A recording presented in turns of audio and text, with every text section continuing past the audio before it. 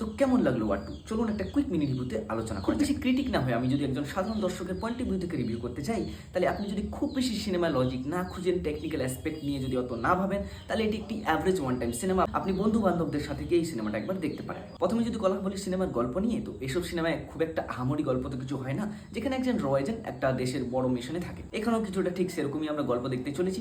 তবে যদি কথা বলি পারফরমেন্স সম্পর্কে, যেটা মেইন সেলিং পয়েন্ট ছিল জুনিয়র এনটিআর ভার্সেস ঋত্বিক রোশন, সেটা অনেক ভালোভাবেই কাজ করে। আপনি যদি জুনিয়র এনটিআর বা ঋত্বিক রোশনের ফ্যান হয়ে থাকেন, অনেক ভালো ভালো সেরকম কিছু মোমেন্ট ক্রিয়েট করা হয়েছে, আপনি বেশ ভালো এনজয় করতে পারবেন। এটি একটি অ্যাকশন সিনেমা। যদি বলি অ্যাকশন কেমন ছিল, তাহলে বলবো প্রথমের দিকে যে অ্যাকশন সিনটা ছিল সেটা খুব ভালো অ্যাকশন সিনেমা, যেটা জাপানের মধ্যে বেশ, যেটা আমরা ট্রেলারও দেখতে পেয়েছিলাম। বাকি যে সকল অ্যাকশন যেগুলো ভিএফএক্স যেখানে ইউজ রয়েছে, সেই অ্যাকশনগুলো খুব একটা বেশি ইম্প্যাক্টফুল হয় না।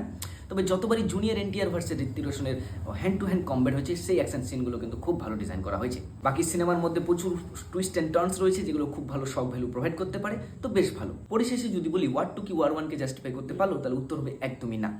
ওয়ার ওয়ান খুবই একটি ভালো সিনেমা অ্যান্ড সাটেল সিনেমা ছিল, সেই জায়গায় দাঁড়িয়ে ওয়ার টু একটি খুবই ওভার দ্য টপ সিনেমা হয়েছে, যেখানে লজিকের প্রচুর ঘাটতি রয়েছে, ভিএফএক্সের কাজ প্রচুর খাজা রয়েছে। তো ওভারঅল এটি একটি ডিসেন্ট ওয়াচ ফিল্ম, আপনি গিয়ে একবার দেখতে পারেন। এই সিনেমার ডিটেল অ্যান্ড ক্রিটিক রিভিউ খুব জলদি আসবে চ্যানেলে, তার জন্য ফলো অ্যান্ড সাবস্ক্রাইব করে রাখুন।